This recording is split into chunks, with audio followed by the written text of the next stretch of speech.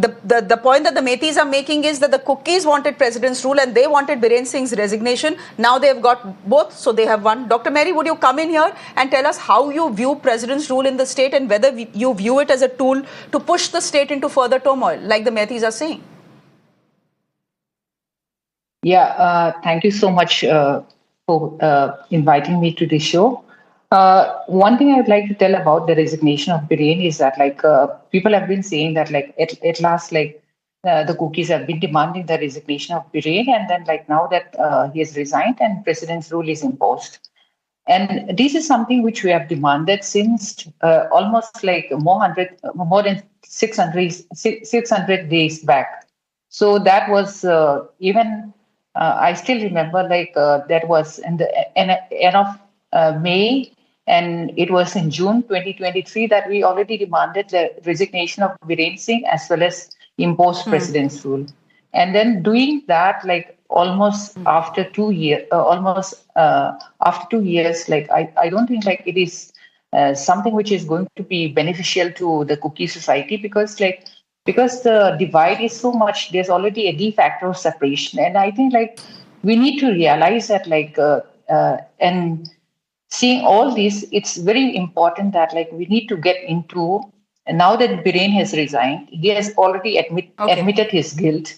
The important thing is that there should be some political talks, political solution has to be met, and then there should be some form of justice which has to be brought for the victims, as well as in case of the resignation. There are speculations that Biren must have resigned because 93% of the voice which the audio leak tape is matching with Biren's voice, which was brought out by the Truth Lab.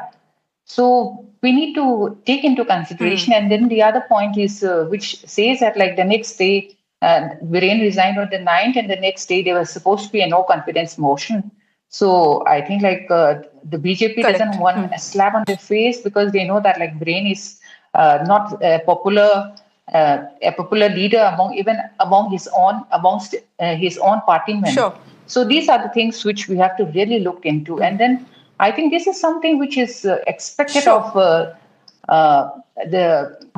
the state, because this it has been dragged on for so long, and the whole thing and as if I mean, it's too late. The central leadership is not really interested. Many people.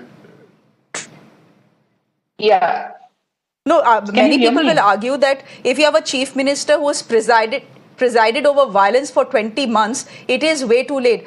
Mary, would you want to conclude, the crux of what you're trying to say? Because I need to get Mathew Antony in as well. See, what I'm trying to say is that if the center was really interested in bringing about peace, they could have done at least 20 months before that, and then and at least bring some semblance of peace in Manipur. But now that the wound has become so deep, there's so much of the divide which is happening between the Cookies and between the territories. So it's very important that that this division has to be politically solved, and constitutionally, our demand is that the Cookies demand is that there should be union territory which is to be given to the Cookies Zou. And I don't think this is something which is very difficult, because if you see the state of Jammu and Kashmir in 2019, a state which was partitioned into 2 union territories. So these are things which we have to see viable solutions, because we cannot just simply drag on.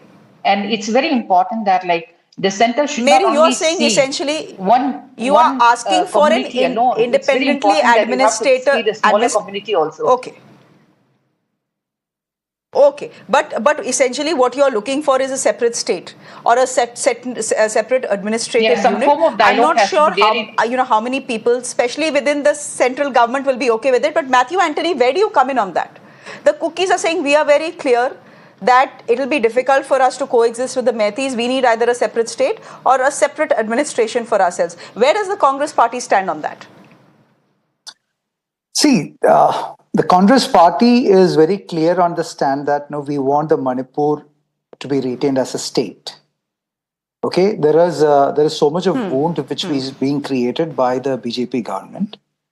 Our respected Prime Minister had time to play for peace in Ukraine as well as in Gaza. For your statistics, I'm saying from May 2023 onwards, he has done visits to 15 countries till now. And he has got time to statements, to do peace talk and everything like that. And the media hails him for his deflection political strategy, but it is utter cowardly behavior from the Prime Minister, who doesn't have the courage nor the political conscience to address a crisis and to instill confidence in the people, which derailed the Manipur to this state. So this is too little and too less, after 20 months of time. This has been, which has been a demand of the Congress party that, the president rule should come. However, the president should not be the governor should not be political while executing the president's rule. If that is going to be the case, it is going to be worse. What we need is, there is enough and more wound between the people. There is utter failure in the governance by the BJP. And you speak about the BJP, but I'm telling you that the BJP out of 37, 12 is not with them, and they don't have the majority to rule Manipur anymore.